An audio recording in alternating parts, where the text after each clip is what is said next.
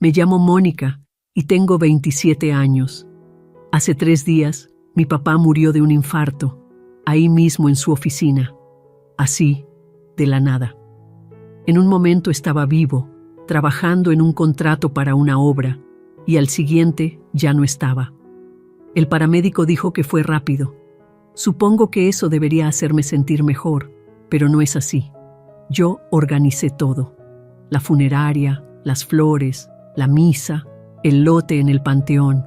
Papá tenía dinero, así que pude darme el lujo de hacer las cosas bien. Vinieron sus socios, gente con la que trabajó por años construyendo casas por toda la ciudad. También aparecieron sus amigos del club de golf. Incluso algunos de los trabajadores de sus obras vinieron a dar el pésame.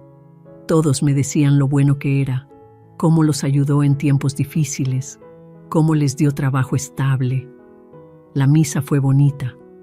El pastor habló de la generosidad de mi papá y de su amor por su familia. Bueno, por lo que quedaba de su familia.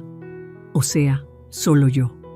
Mi abuela había muerto hacía 2 años y ella era la única otra persona que de verdad le importaba a papá después de que mamá se fue. Estaba junto a la fosa, viendo cómo bajaban el ataúd, cuando alguien me llamó por mi nombre. Mónica. Me di la vuelta y me quedé helada. Ahí estaba ella, mi madre, a unos 3 metros de distancia con un tipo que no reconocía, y 3 niños. El mayor parecía de unos 16, y el más chico, como de 10. Todos vestían de oscuro, como si de verdad tuvieran algo que hacer ahí. No la había visto en 20 años. Se veía más vieja, obviamente. Su cabello era diferente, más corto y oscuro. Había subido de peso, pero sin duda era ella. «¿Qué haces aquí?» «Zrenia», le pregunté. Mi voz sonó fría y dura. «¿Cómo supiste que murió?» «Yo no te dije. Me enteré por unos parientes». El tipo a su lado le puso una mano en el hombro. Era alto, calvo y llevaba un traje barato. Debía ser el amante con el que se escapó hace tantos años. Los 3 niños estaban parados detrás de ellos, visiblemente incómodos. «No puedo creer que no me invitaras al funeral», dijo ella. «Fue mi esposo alguna vez». Me reí. Literalmente me reí, ahí, junto a la tumba de mi padre. «¿Tu esposo?» «Lo dejaste hace 20 años. Nos dejaste a los 2. Los recuerdos me golpearon de repente. Yo tenía 7 años cuando pasó. Papá se había ido de viaje de negocios a ver unas propiedades en otro estado. Se suponía que solo se iría por 2 días. Mamá esperó a que su coche saliera del camino de entrada y entonces empezó a empacar. Recuerdo haberle preguntado a dónde iba. «Mami tiene que irse un tiempo», me dijo. «Tú quédate aquí. Papi volverá pronto». Pero no esperó a papi. Hizo 2 maletas, escribió una nota y la dejó en la mesa de la cocina. Luego salió por la puerta y se fue en su coche. Me dejó sola en esa casa durante 2 días enteros. Estaba muerta de miedo. Comí cereal para desayunar y comer porque no sabía cocinar nada más. Veía la tele y esperaba a que alguien llegara a casa. No dejaba de pensar que mamá volvería, que se daría cuenta de que había olvidado algo, pero no lo hizo. Cuando papá finalmente llegó a casa, me encontró sentada en el sofá con la misma ropa que había usado por 2 días. Corrí hacia él llorando, diciéndole que mamá se había ido. Leyó la nota. Nunca vi lo que decía, pero su cara se puso pálida. Luego la arrugó y la tiró a la basura. «Tu madre ya es historia», dijo en voz alta, más para sí mismo que para mí. Todo pasó muy rápido después de eso. Papá llamó a su abogado. Se presentaron los papeles. Se suponía que mamá debía presentarse en el juzgado para la audiencia de divorcio y custodia, pero nunca llegó. El juez le otorgó a papá la custodia total y le quitó sus derechos parentales. Así de fácil, quedó legalmente fuera de nuestras vidas. Papá me contó después que mamá había estado teniendo una aventura con un tipo de su oficina. Llevaban meses planeándolo, esperando el momento adecuado para escaparse juntos. Ese momento fue cuando mi padre se fue de la ciudad y yo estaba sola e indefensa. Y ahora, aquí estaba ella, 20 años después, con su amante y sus 3 hijos, actuando como si tuviera algún derecho a estar en el funeral de papá. «Mónica, ellos son tus hermanos y hermanas», dijo, señalando a los niños. «Él es Tomás, tiene 16, Sara tiene 13, y el pequeño Miguel tiene 10. Los miré. Ellos me devolvieron la mirada con ojos curiosos. Probablemente no tenían idea de quién era yo o por qué su madre los había llevado al funeral de un extraño. «No me importa», dije. Le di la espalda y caminé hacia mi coche. La oí gritar mi nombre, pero no miré atrás. No tenía nada que decirle. Ella tomó su decisión hace mucho tiempo y ahora tendría que vivir con ella. Los últimos 20 años pasaron por mi mente mientras conducía a casa. Papá y yo habíamos resuelto las cosas juntos. Fue difícil al principio. Él estaba devastado, trabajando todo el tiempo para evitar pensar en lo que mamá había hecho. Pasé la mayor parte de mi tiempo con mi abuela, la madre de papá, que se mudó con nosotros para ayudar a cuidarme. Pero el negocio de papá despegó. Toda esa ira y dolor que sentía lo canalizó en el trabajo. Empezó a conseguir contratos más grandes, a ganar más dinero. Nos mudamos a una casa enorme en la mejor zona de la ciudad. Nunca se volvió a casar, ni siquiera tuvo una novia seria, aunque muchas mujeres lo intentaron. Decía que yo era toda la familia que necesitaba. Fui a la universidad con el dinero de papá. Estudié administración de empresas. Me compró un departamento cuando me gradué. Conseguí un buen trabajo, pero realmente no necesitaba trabajar por lo que mi abuela me dejó cuando murió. Había ahorrado 4 millones de pesos a lo largo de los años. Además, me dejó su casa. Vendí la casa e invertí todo de manera inteligente. Podría vivir de los intereses si quisiera, pero me gustaba tener algo que hacer. Y ahora él se había ido y yo estaba sola. Bueno, no completamente sola. Me había dejado todo: el negocio, la casa, sus coches, todo su dinero. Encontré su testamento en el cajón de su escritorio. Era simple y claro. Todo para Mónica. Supongo que mamá se enteró de eso de alguna manera. Probablemente por eso apareció hoy. No porque estuviera triste por la muerte de papá, sino porque quería saber qué podía sacar de todo esto.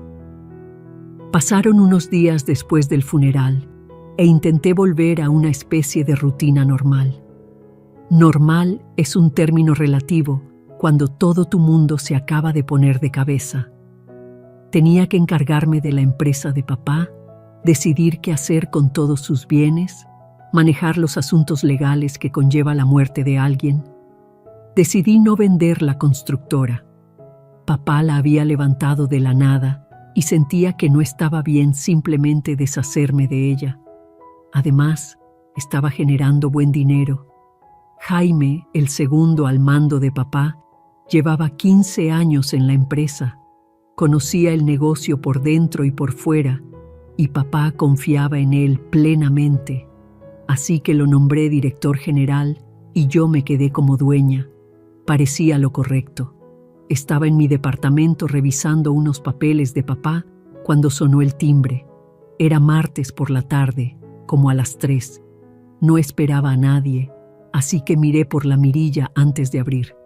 Era ella, mi madre, parada ahí, sola esta vez, sin esposo, sin hijos. Llevaba jeans y un suéter y se veía nerviosa. Abrí la puerta, pero no la invité a pasar. «¿Qué quieres?» «¿Puedo pasar? Solo dame unos minutos». En contra de mi buen juicio, me hice a un lado y la dejé entrar a mi sala. Miró a su alrededor, observando los muebles finos, los grandes ventanales, el arte caro en las paredes. «Este es un lugar hermoso», dijo. «¿Cómo conseguiste mi dirección?» Pregunté por ahí. «Unos parientes lejanos de tu padre me la dieron». «Genial». Así que ahora me estaba rastreando a través de conexiones familiares. «¿Qué quieres?» Zrenia, le pregunté de nuevo. Se sentó en mi sofá sin que la invitaran. «Mónica, sé que heredaste mucho dinero de tu padre y también de tu abuela. Sentí un hueco en el estómago. ¿Cómo diablos sabía ella del dinero de la abuela? ¿A qué quieres llegar? Mi punto es que ahora eres muy rica, y creo que deberías compartir parte de esa riqueza con tu familia. La miré fijamente. ¿Mi familia? Sí, conmigo y con tus hermanos y hermanas. Esos 3 niños que conociste en el funeral. Son tus medios hermanos, Mónica. Necesitan ayuda con la escuela, con fondos para la universidad, con gastos básicos para vivir. De hecho, me reí. No pude evitarlo. ¿Hablas en serio? ¿Completamente en serio? Eres soltera. No tienes hijos propios de los que preocuparte. Tienes más dinero del que podrías gastar en toda tu vida. Mientras tanto, yo estoy batallando para criar a 3 hijos con el sueldo de mi esposo. A ver si entendí bien, dije, sentándome frente a ella.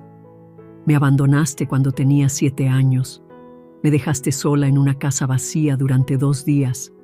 Nunca llamaste, nunca escribiste, nunca enviaste una tarjeta de cumpleaños, nunca preguntaste cómo estaba durante 20 años y ahora quieres que te dé dinero. Tuvo la decencia de parecer avergonzada por unos 2 segundos. Luego se enderezó y se puso a la defensiva. Nunca quise a tu padre, Mónica. Ya no podía vivir con él, pero sabía que él te cuidaría. Siempre fuiste su princesita. Me dejaste porque querías escaparte con tu novio y no querías la molestia de tener una hija. Su cara se puso roja. Eso no es verdad, ¿o sí? Entonces, ¿por qué no peleaste por la custodia? ¿Por qué ni siquiera te presentaste en el juzgado? No tuvo respuesta para eso. Y ahora, continué, ahora que papá está muerto y te enteraste de que heredé su dinero, de repente te acuerdas de que tienes una hija. De repente quieres una relación, pero en realidad lo que quieres es la mitad de todo. No es por el dinero, dijo, pero su voz no era convincente. Claro que sí. No querías a papá, pero ahora sí que te encanta su dinero. Intentó una táctica diferente. Mónica, esos niños son inocentes en todo esto. No hicieron nada malo. Tomás quiere ir a la universidad, pero no podemos pagarla. Sara necesita brackets. El pequeño Miguel tiene problemas de aprendizaje y necesita tutorías especiales. Son tus hermanos y hermanas. No, no lo son. Son tus hijos con el hombre por el que nos dejaste. No son nada para mí. ¿Cómo puedes ser tan fría? ¿Fría? ¿Quieres hablar de frialdad? Dejaste a una niña de 7 años sola en una casa durante 2 días. Nunca contactaste a esa niña en 20 años. Y ahora apareces exigiendo dinero. Eso es frialdad. Se levantó, frustrada. Tienes millones de pesos, Mónica. Más de lo que una persona necesita. Te estoy pidiendo ayuda con la educación y las necesidades básicas de mis hijos. Entonces pídesela a su padre, pídesela a tu esposo. No le pidas a la hija que desechaste. Tu padre te puso en mi contra. Mi padre nunca dijo una mala palabra sobre ti. No tuvo que hacerlo. Tus acciones hablaron por sí mismas. Se estaba desesperando. Podía verlo en sus ojos. Mónica, por favor, te lo ruego. Solo piénsalo. Estos niños están batallando y tú podrías ayudarlos con lo que para ti es una miseria en comparación con lo que tienes. ¿Sabes qué es lo gracioso? Zrenia, dije, caminando hacia la puerta. Sigues hablando de lo buena madre que eres ahora, de lo preocupada que estás por el futuro de tus hijos. Pero hace 20 años te importaba tan poco tu hija que la dejaste sola y aterrorizada durante 2 días. Era joven. Cometí errores. Abrí la puerta. Quiero que te vayas. Mónica, por favor, vete ahora. Caminó hacia la puerta. Luego se dio la vuelta. Esto no ha terminado. Esos niños merecen algo mejor. Sí, lo merecen. Merecen una madre que no abandona a sus hijos cuando las cosas se ponen difíciles. Después de que se fue, me serví una copa de vino y me senté en el sofá, temblando. No podía creer el descaro de esa mujer. 20 años de nada y ahora quería la mitad de todo por lo que papá había trabajado. Pensé en esos 3 niños. Me sentí mal por ellos, de verdad. No era su culpa que su madre fuera una egoísta y que su padre aparentemente no pudiera mantenerlos adecuadamente. Pero no eran mi responsabilidad. No les debía nada. Papá se había partido el lomo para construir la vida que teníamos. Después de que mamá se fue, podría haberse derrumbado.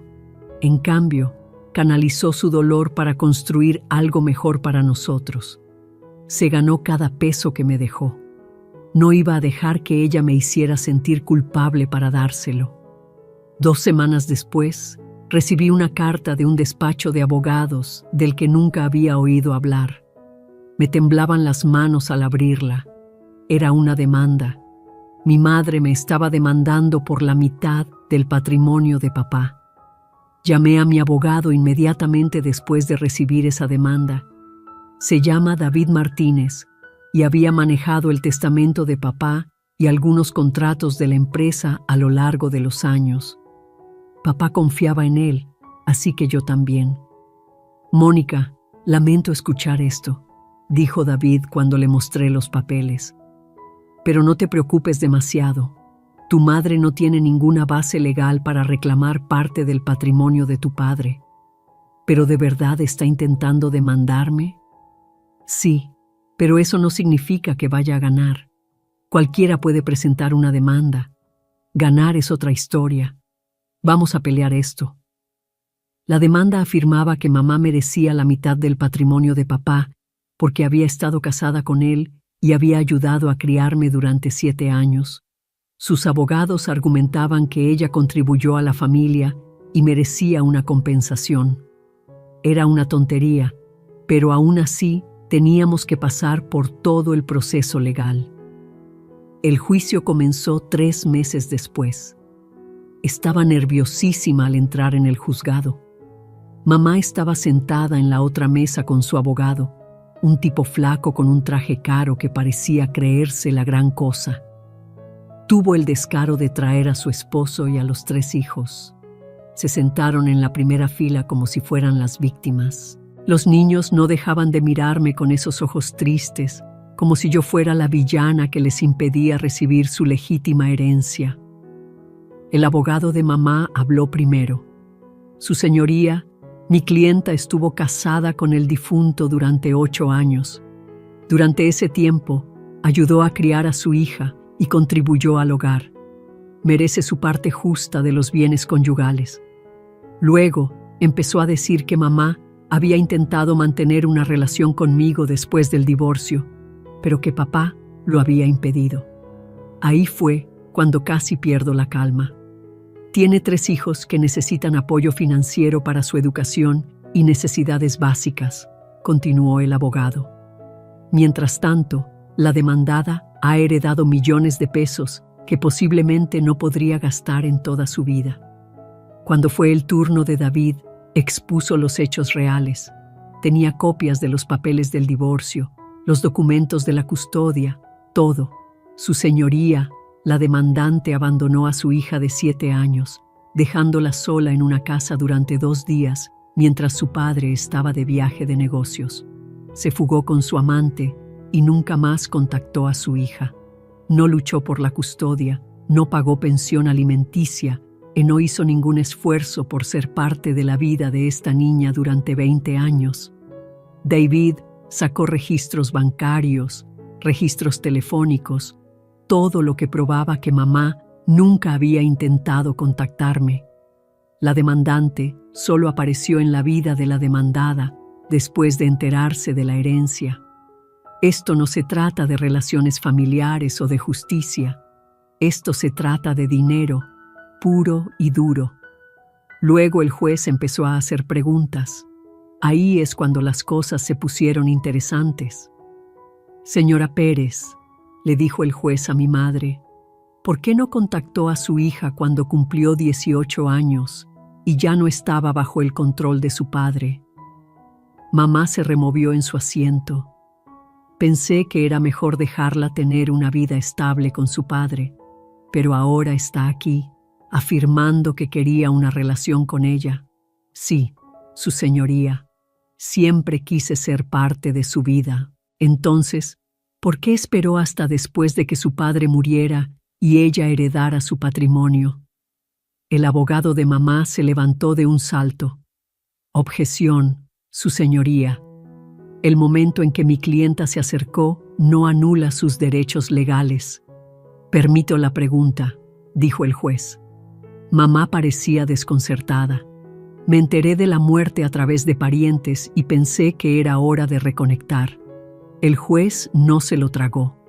Señora Pérez, ¿por qué no proporcionó ningún apoyo financiero a su hija durante los últimos 20 años? Pero ahora cree que ella debería proporcionarle apoyo financiero a usted. Mamá no pudo responder a eso. Simplemente se quedó sentada, abriendo y cerrando la boca como un pez. ¿Y por qué? Zrenia, continuó el juez. ¿Debería el tribunal otorgarle la mitad de un patrimonio que se construyó en su totalidad después de que usted abandonara a su familia? Ahí fue cuando mamá perdió el control. Se levantó y empezó a gritar. No necesita todo ese dinero, está sola. De todos modos a nadie le importa. Es egoísta y fría, igual que su padre. Todo el juzgado se quedó en silencio. Incluso sus propios hijos parecían avergonzados. Sentí como si me hubiera abofeteado después de todo lo que había hecho. Me llamaba egoísta y fría. Decía que a nadie le importaba. El juez golpeó su mazo. Señora Pérez, siéntese y contrólese. Su abogado intentaba calmarla, pero el daño estaba hecho. El juez miró toda la evidencia, miró a mamá y luego me miró a mí. No encuentro ninguna base legal para la reclamación de la demandante, dijo. La demandada heredó este patrimonio a través de un testamento válido de su padre, quien tenía pleno derecho legal para disponer de sus bienes como mejor le pareciera. La demandante abandonó sus responsabilidades parentales hace 20 años y no hizo ningún esfuerzo por ser parte de la vida de su hija hasta que se enteró de esta herencia. Hizo una pausa y miró directamente a mi madre. Además, creo que la demandada tiene suerte de que una madre así la abandonara, ya que claramente merecía una vida mejor de la que la demandante podría haberle proporcionado. La cara de mamá se puso blanca. Su abogado intentó objetar, pero el juez lo calló. Caso desestimado. El tribunal concede todos los costos a la demandada.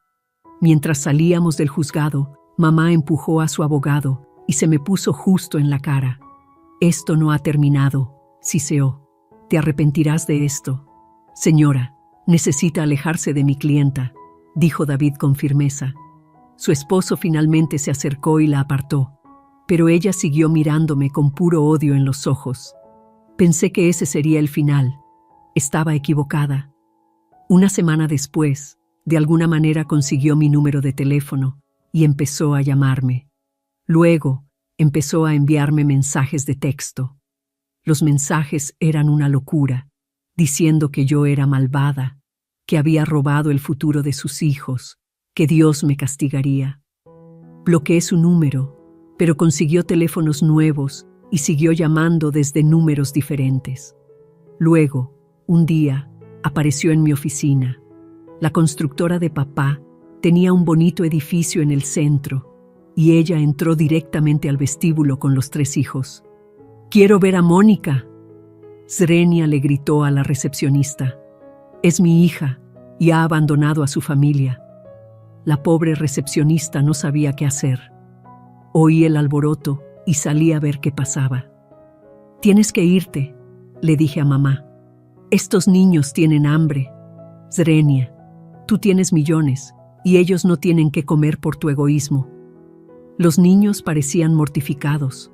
Otros empleados nos miraban. Fue una escena completa. Llegó seguridad y la escoltaron fuera, pero el daño estaba hecho. Mis empleados hacían preguntas y todo el asunto fue increíblemente vergonzoso. Fue entonces cuando llamé a David de nuevo. «Necesitamos una orden de restricción», le dije. «Esperaba que no llegáramos a esto, pero creo que tienes razón». David solicitó la orden de restricción al día siguiente. Tuvimos que volver al juzgado, pero esta vez era una jueza diferente. Una mujer de unos 50 años que parecía haberlo visto todo.